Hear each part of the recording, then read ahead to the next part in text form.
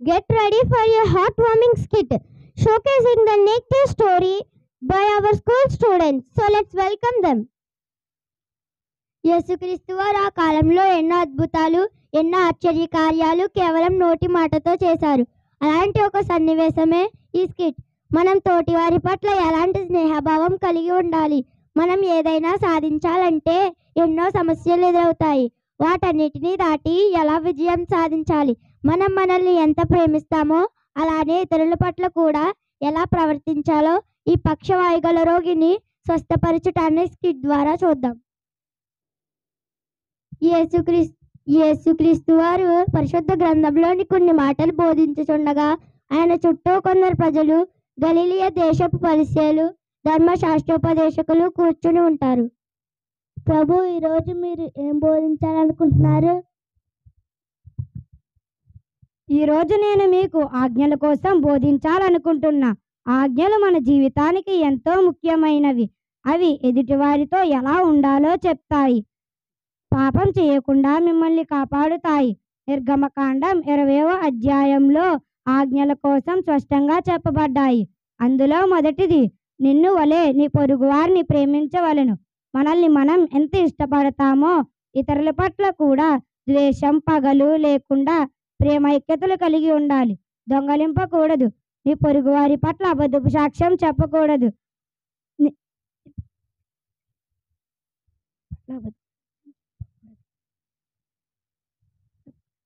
తండ్రిని సన్మానించాలి.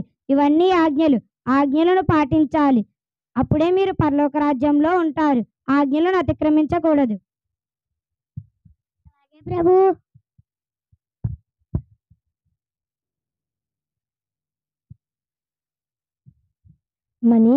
మన గ్రామానికి యేసుక్రీస్తు వచ్చారు. ఆయన ఎన్నో అద్భుతాలు చేస్తున్నారు. మన స్నేహితుణ్ణి ఆయన యొద్దకు తీసుకువెళ్దాం. ఆయన అలాంటి వారిని ఎందరినో స్వస్థపరుస్తున్నారు. మన స్నేహితుడు కూడా పక్షవాయువుతో బాధపడుతున్నాడు కదా, అందుకే ఆయన యొద్దకు తీసుకువెళ్దాం. ఇది నిజమా? అలా అయితే వెంటనే తీసుకువెళ్దాం. అయ్యో, ఆయన వద్దకు వెళ్ళాలని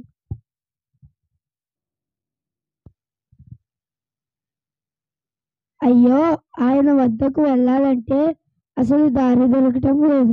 ఆయన చుట్టూ చాలా జనం ఉన్నారు. ఇప్పుడేం చేద్దాం? మనం ఎలాగైనా యేసు వద్దకు వెళ్ళాలి. కంగారు పడకండి, ఆలోచిద్దాం. మన స్నేహితుడికి స్వస్థత కలగాలి. దానికి మనం ఎంత కష్టమైనా పడదాం. అయితే పదండి. అలా వెళ్ళడానికి దారి లేదు కాబట్టి నాకు ఒక ఆలోచన వచ్చింది. ఏమిటది? మనం ఇంటిపైకి ఎక్కి పైకప్పు పెంకులు తీసి మంచంతో సహా మన స్నేహితుణ్ణి ఆయన ముందు ఉంచుదాం. సరైన ఆలోచన, అలాగే చేద్దాం.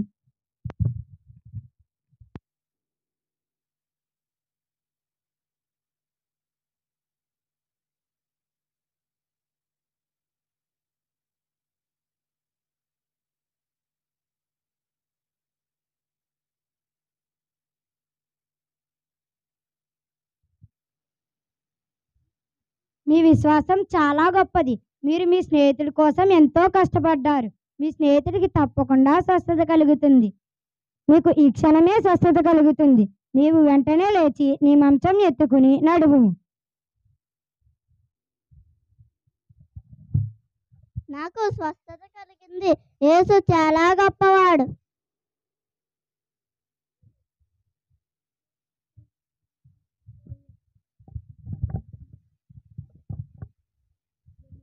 చూశారు కదా, ఏ స్వార్థం లేకుండా ఈ నలుగురు స్నేహితులు తమ స్నేహితుడికి మంచి జరగాలని ఎంతో కష్టపడి మరి ఇంటి పెంకులు తీసి లోపలికి వెళ్ళి యేసుని కలిశారు.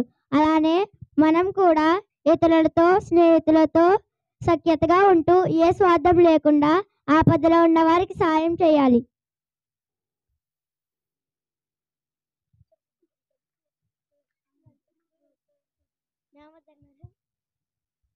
Fantastic!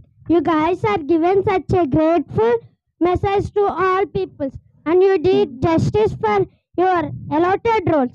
So all of you clap for them with bottom of your hearts.